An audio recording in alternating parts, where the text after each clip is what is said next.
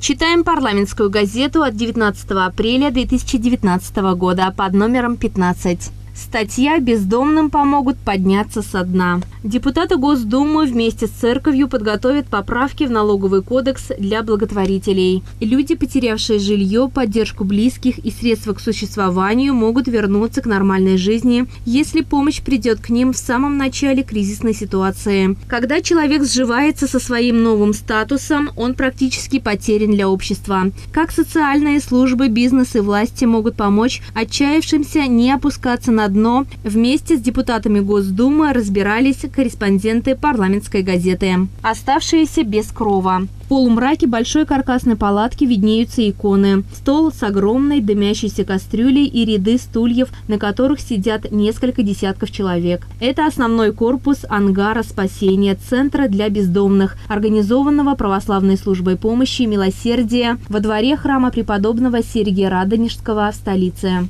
Сюда пришли депутаты из Комитета Госдумы по развитию гражданского общества, вопросам общественных и религиозных объединений во главе с его председателем Сергеем Гавриловым, чтобы понять, из-за чего люди оказываются на улице и в какой поддержке от государства нуждаются службы милосердия. В ангаре спасения бездомные могут согреться и съесть горячий обед, получить первичную медицинскую помощь, помыться и постричься, постирать одежду и взять теплые вещи. В кабинете социального работника помогут восстановить документы или связи с родственниками, найти временный приют или работу, наконец, купить билет домой. Основная задача нашего центра – помочь людям вернуться в общество, поясняет руководитель отдела по связям с общественностью православной службы милосердия Алена Азоева. Впрочем, по наблюдениям сотрудников центра, реальное стремление исправить ситуацию показывают люди, лишь недавно оказавшиеся на улице. Чем дольше они там остаются, тем меньше готовы преодолевать удары судьбы. Вывод простой: чтобы на улицах стало меньше бездомных, у людей должно быть больше возможностей вернуться к нормальной жизни до того, как они смирятся со своим положением. Сколько стоит жизнь ребенка?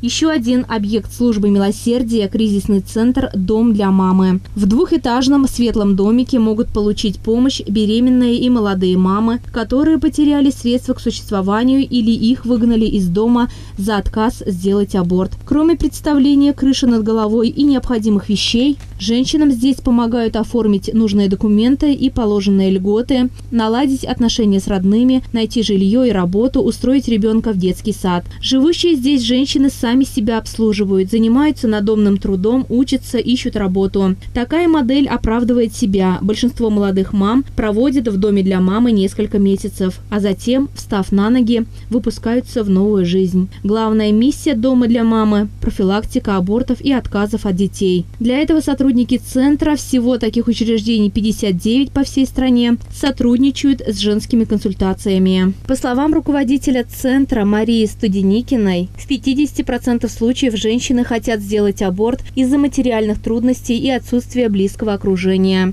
Одна мамочка говорит: «Я бы родила, но у меня нет зимних сапог, мне нечего есть. Мы покупаем ей, грубо говоря, сапоги и пачку гречки, и ребенок спасен. Вот цена жизни», – волнуется Студеникина. Депутат Сергей Гаврилов похвалил серьезный подход Центра помощи молодым мамам, отметив, что хорошо бы этот опыт трансформировать в типовую модель, которая сможет применяться на государственном уровне. Благотворительность стимулирует налоговыми льготами. В синодальном отделе по церковной благотворительности депутаты Госдумы встретились с его председателем, епископом Орехово-Зуевским Пантелеймоном Шатовым. Разговор шел о путях взаимодействия государства с некоммерческими социальными службами, в том числе церковными. Одна из важных задач – стимулирование бизнеса к меценатству и спонсорству, отметил в ходе беседы Сергей Гаврилов. По его словам, сейчас на уровне главы правительства готовится новая концепция о поддержке благотворительности. В нынешних экономических условиях бизнесу просто невозможно на должном уровне оказывать социальную поддержку. Вместе с церковью мы подготовим предложения по этому вопросу, они будут касаться и поправок в налоговый кодекс, сообщил парламентарий. Статью подготовила Марина Третьякова. Специально для рубрики «Читаем газеты» Олеся Григорьева.